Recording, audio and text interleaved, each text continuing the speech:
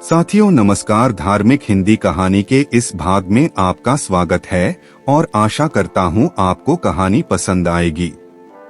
कहानी है क्यों माँ सीता को दूर रहना पड़ा था श्री राम जी से। एक बार सीता जी अपनी सहेलियों के साथ जनक जी के महल के बगीचे में मनोरंजन के लिए गई। वहाँ पर एक वृक्ष पर उन्होंने तोते के एक जोड़े को देखा। दोनों आपस में बातें कर रहे थे।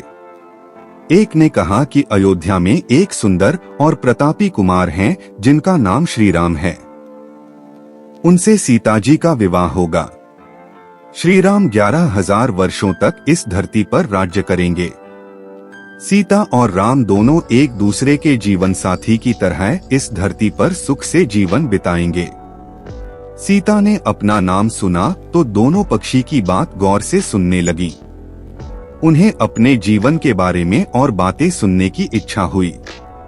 उसकी सहेलियों से कहकर उन्होंने दोनों पक्षी पकड़वा लिए।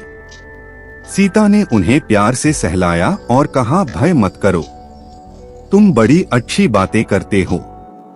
यह बताओ ये ज्ञान तुम्हें कहाँ से मिला? मुझसे डरने की जरूरत नहीं।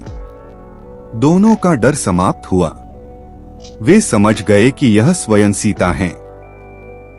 दोनों ने बताया कि वाल्मीकि नाम के एक महर्षि हैं।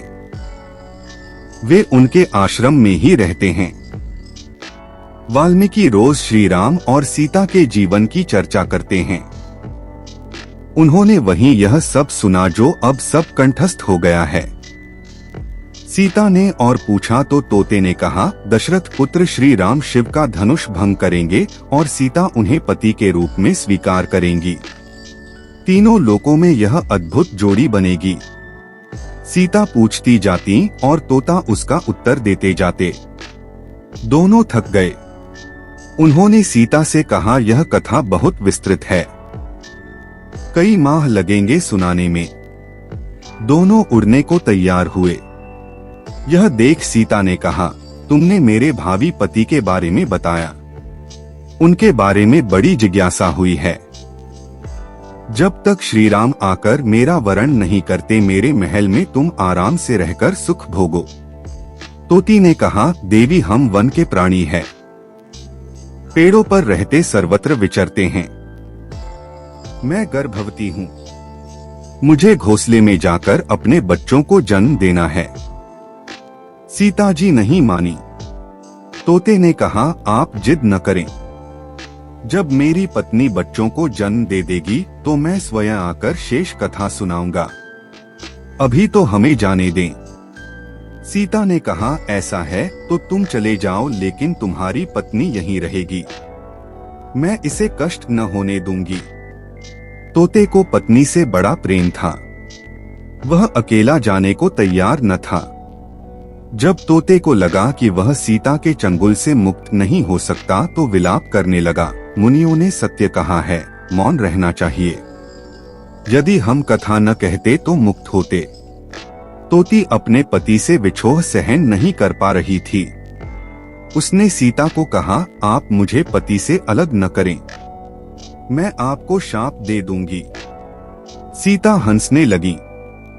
उन्होंने कहा, शाप देना है तो दे दो। राजकुमारी को पक्षी के शाप से क्या बिगड़ेगा? तोती ने शाप दिया, एक गर्भवती को जिस तरह तुम उसके पति से दूर कर रही हो उसी तरह तुम जब गर्भवती रहोगी तो तुम्हें पति का बिछोह सहना पड़ेगा। शाप देकर तोती ने प्राण त्याग दिए।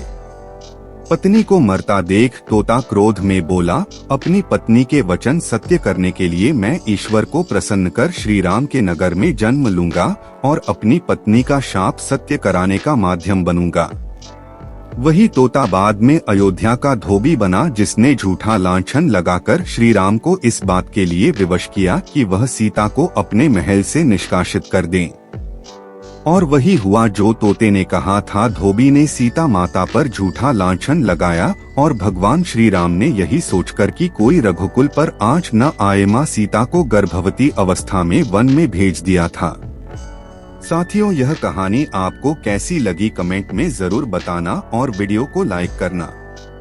ऐसी और अधिक कहानी के लिए आप हमारे चैनल को सब्सक्राइब कर ले, जिससे आने वाली वीडियो आपको मिलती रहे। जय श्री राम।